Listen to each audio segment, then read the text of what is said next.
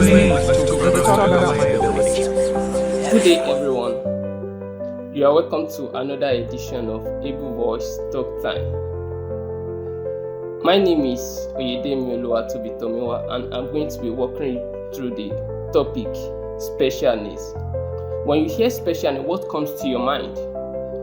Just take a minute and think about that. Okay? Now, to make it sense making, we need to attach it with something, and that is individual with special need. So when you're individual with special need, or this person has special need, what does it mean? Let's go deeper, and we have a very critical discussion on this. Individual with special need, this refers to individual that needs accommodation, that needs services, that needs support in order to meet their 1. Unique need, 2. Abilities, and 3. Disabilities. So this is it. Like individual with special need, they need special and additional services in order to function in the society, in order to benefit maximally from the academics, from social, from medical, and any other thing any other human engagement you could ever think of.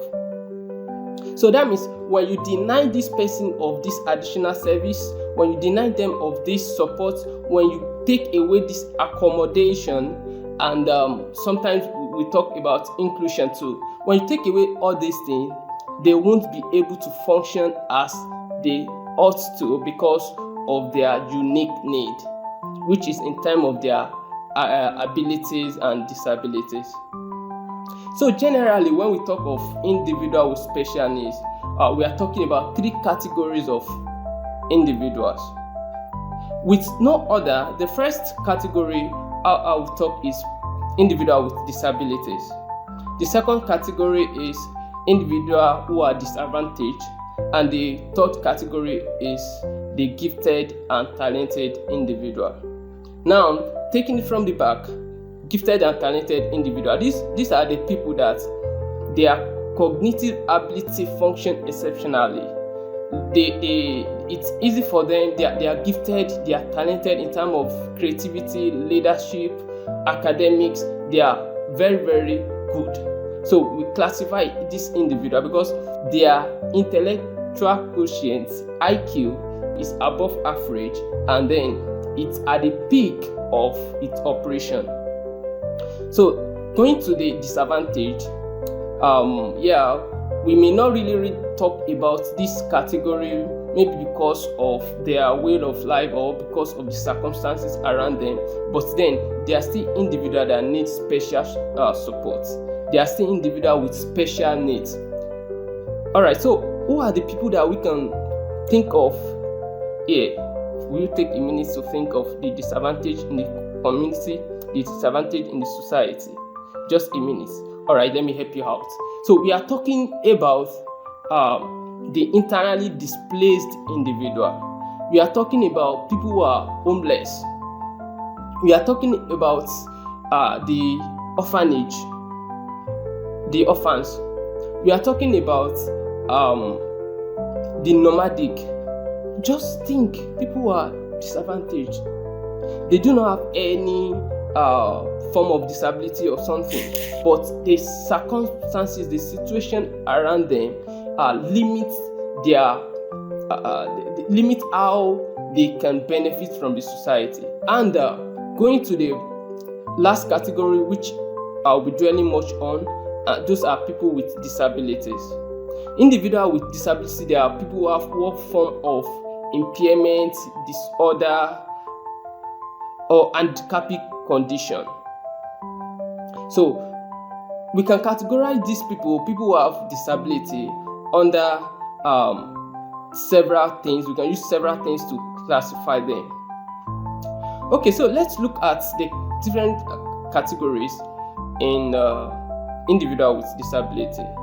The first one, individual with physical impairments. These people, once you see them, you know, oh, this person has disability because of their physical look. Think of someone on the wheelchair. No one needs to tell you before you know that, oh, this person has disability because he cannot walk. Think of the person who have no hand, who have no limb. No one needs to tell you before you know that this person has disability. So those are people under physical disability or physical impairment. Another category is sensory impairment, and those are people that they have problem with their sensory. And the first one is individual with hearing impairment, and second one is individual with visual impairment. Moving forward to other category, and those are the neurodivergent. When you think of someone with autism, Down syndrome, they are under neurodivergent because their brain function specially. How do I mean? It doesn't work like the neurotypical. It works in a special way, and it make them reason, it make them relate, it make them talk in a way that seems different or deviated from what we call norms. We could have people like they have intellectual disabilities as well. So these are the category under disability. So I hope that with this you're able to say, if you see one person with disability, you're able to say if you see a person with special need. Now let me add this, just take it as bonus. The fact that someone has disability does not mean they don't have ability. They have their unique strength, they have their unique ability. If we give them the support, like I explained, if you accommodate them, if you give them all the tools they need, the services needed, they will also function in the same way that the so-called individual without disability are functioning.